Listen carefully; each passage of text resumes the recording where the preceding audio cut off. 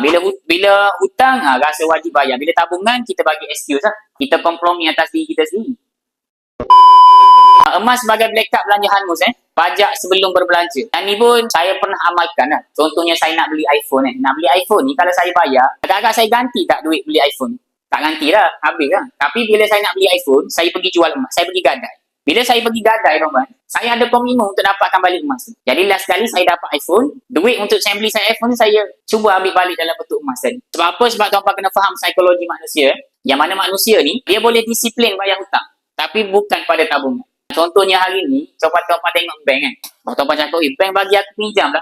Bukan dia bagi tuan-tuan pinjam, dia tahu tuan-tuan mampu bayar. Bank akan tolong tuan-tuan sampai tuan-tuan tak boleh bayar. Sebab tu macam kalau tuan-tuan mampu bayar hutang bank, sebenarnya tuan-tuan mampu menabung. Beza dia dekat sini je, dekat pemikiran tuan-tuan. Bila hutang rasa wajib bayar. Bila tabungan kita bagi excuse lah. Kita kompromi atas diri kita sendiri.